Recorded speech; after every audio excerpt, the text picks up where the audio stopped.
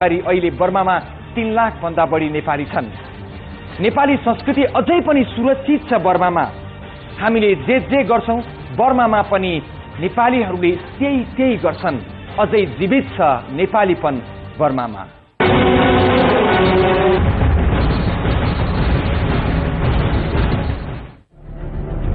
यो पुस्ताका धेरैलाई केही शताब्दी अघिको नेपाली समाजको एउटा हिस्साका बारेमा थाहा नहुन सक्छ, त्यसमा पनि बर्मा स्थित नेपाली समाजको। सयौं किलोमिटर टाढाको बर्मामा कसरी र कहिले नेपाली पुगे भन्ने विषयको चर्चा भर्खर हुन थालेको छ। सुगौली सन्धि अघि बहादुर शाहको पालासम्म नै नेपालको सिमाना पश्चिममा काँगडा र पूर्वमा टिस्टा नदीसम्म थियो। त्यस ताका पूर्वी सिमानाको रक्षा गर्न बहादुर शाहले ठूलो संख्यामा नेपालीलाई त्यस इलाकामा खटाएका थिए। यसमध्ये कैयौं नेपाली पूर्वोत्तर भारतको असम, मेघालयमा यद्यपि बसोबास गर्छन्।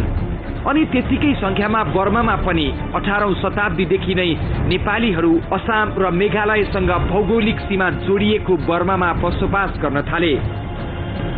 त्यसो त भारत र बर्माको सिमाना जोडिएकाले ईस्ट इन्डिया कम्पनीले नै दुवै देशलाई शासन गर्थ्यो ब्रिटिश सरकारले।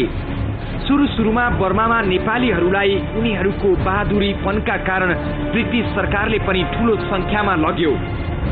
युद्धका क्रममा कति मारिए, कति काटिए, कति घाइते भई जन्मभरिका लागि अंग भंग भए। शान्ति भएपछि कतिपय फौजबाट पेन्सन लिएर नाम काटेर आफ्नो देश फर्के। कोही उही फौजी क्याम्पका छेउछाउमा बस्न थाले। कालान्तरमा त्यहाँ बसेका नेपालीको साना साना गाउँ बन्न थाल्यो। गाउँका मानिसहरू खेतीपाती गर्न थाले, फूलको व्यापार गर्न थाले, सागपात उत्पादन गर्न थाले, मडी, मुगा, जुहारात, रत्न पत्थरको व्यापार गर्न थाले। नेपालीहरू विभिन्न किसिममा छन्, धेरै राम्रो सम्पन्न नेपालीहरू पनि छन्। बर्माको जस्तो रुबी भन्ने त संसारमा बर्माकै फेमस छ। रुबीको बिजनेसमा पनि नेपालीहरूको ठूलो पकड छ। त्यहाँ राम्रो नेपालीहरूको रेजिस्टर, ट्याक्स पेयर नेपालीहरू नै एकदम राम्रो लेभलमा व्यापारीहरू छन्। त्यहाँ चाहिँ इन्डस्ट्रीहरू यिनीहरूमा चाहिँ त्यहाँ सरकारै अलिकति कडा टाइपको भएकोले गर्दा इन्डस्ट्रीमा त्यति लगानी गरेको पाइएको छैन। उनीहरूले नेपालमा आएर लगानी गर्न इच्छा भएका पनि थुप्रै नेपाली छन्। हजारौं किलोमिटर टाढा रहे पनि उनीहरू नेपालसँग जोडिएका मात्रै छैनन्, नेपाली मौलिक संस्कृतिलाई अझ कसिलोसँग बचाएर राखेका छन्।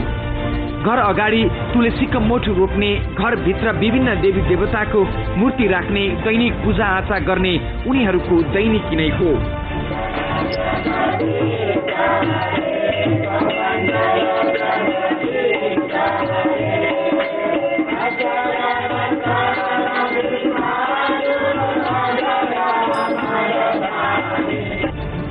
नेपाली चाडबाडमा उनीहरू झनै रौसिन्छन्।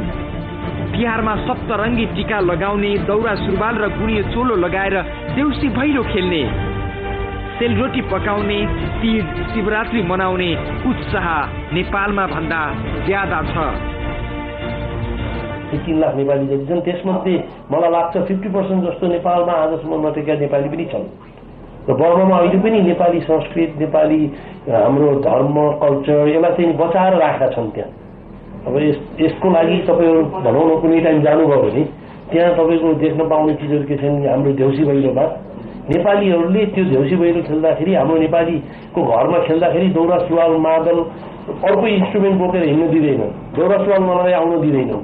र यहाँभन्दा पनि राम्रो देउसी भैलो देखिन्छ त्यहाँ। त्यो पुरानो हाम्रो जस्तो गाउँमा जाँदाखेरि पाहुनालाई कति रेस्पेक्ट हुन्थ्यो, घरमा आउँदाखेरि एउटा ठुलो मान्छेलाई आदर गर्ने, घरका अलिकति उमेर साना भएका मान्छेले एकदम झुकेरै नमस्कार गर्ने, त्यो रेस्पेक्टहरू बर्मामा पाइन्छ।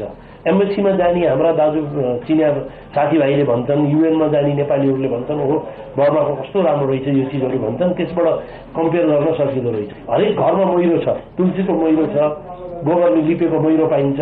बाटैबाट नेपालीको घर त्यो हेर्नुहोस् त्यो भनेर देखाउन सकिन्छ कि त्यो नेपालीको घर चिनिहालिन्छ अटोमेटिकली सोध्नै पर्दैन त्यहाँ बाहिर तुलसीको मैलो हुन्छ गोबरले लिप्या हुन्छ सबै मिलेर बसेका छन् को गुरुङको मगरको छेत्रीको बाहुन भन्ने त्यहाँ नेपाली भन्ने छ क्या जात भात त्यति कडा छैन यहाँ टिक्दै नटेका नेपालीहरूले पनि त्यो भाषा संस्कृति बुझेर राख्नुको मतलब के छ भने त्यहाँ हरेक स्कुलहरूको छुट्टीको टाइममा गभर्मेन्टको स्कुलको छुट्टीको टाइममा नेपाली समाज छ त्यहाँ बर्मा देशीय हिन्दू के भन्ने अलिक मलाई नाम अहिले एक्ज्याक्टली याद भएन त्यो सङ्घले त्यहाँ स्कुल पढाउँछ बच्चाहरूलाई नेपाली भाषा किताबहरू लिएर पढाउने गरिन्छ त्यसले गर्दाखेरि पनि त्यो जीवन्त छ र हामीलाई जहाँ पनि यो एउटा कुरा चाहिँ के हो भने विदेशमा भएपछि माया हुँदो रहेछ कि जे चिज पनि एक प्रकारले बर्मामा अर्को नेपाल छ सानो नेपाल छ चौथो पाँचौं पुस्ता भन्दा अघिदेखि बर्मामै रहे पनि उनीहरूले यहाँको मौलिकता बचाएका मात्रै छैनन् त्यसमा गर्व गर्छन्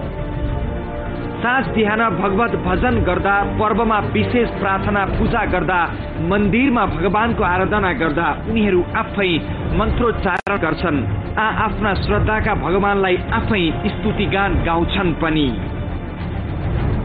नमोस्तुते व्यासविशालबुद्धे फुल्लारविन्दायतपत्रनेत्र येन त्वया भारततैलपूर्णा प्रज्वलितो ज्ञानमय प्रदीप बर्मामा उनीहरू नेपाली पहिचानभित्र गोर्खा उपपहिचानलाई गर्व गर्छन् त्यस मात्रै होइन 18औं शताब्दीमा नै निर्माण गरिएको पाची पौवा धर्मशालामा पनि गोर्खा नेपाली भनेर लेखिएको पाइन्छ कति त देश प्रेमका कारण आफ्नै थात थलो फर्के तर फर्कन र भाग्न नसक्नेहरू देश प्रेमबाट ओतप्रोत भएर विरक्तिन्थे तर पनि आफ्ना जातीय संस्कार अनुसार भाषा अनुसार गाउँछन् नाच्छन् मनको व्यथा भुल्ने प्रयास गरिरहन्छन् र त्यही समायोजन हुन्छन् कालान्तरमा सबै कुरा बिर्सिएर रहन सहन ग्रहण गर्दै त्यतै बस्न बाध्य भए तर पनि मौलिक नेपाललाई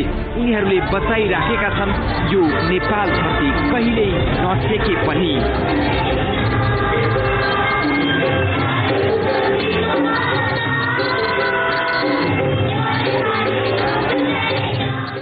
हो उनीहरू बर्मामा छन् हातमा बर्माको नागरिकता पनि छ तर मन सधैँ नेपाली विभिन्न व्यापार व्यवसाय र कृषि पेशामा सबैभन्दा बढी क्रियाशील छन् बर्मेली नेपाली नागरिक कतिपय नेपालीहरू बर्माको सैनिक शासनका कारण नेपाल नै फर्किए भने धेरैको संख्यामा थाइल्यान्ड पुगेर पनि बिर्सेका छैनन् नेपाली संस्कृति प्रसंग जोड्नेछौं विश्रामपछि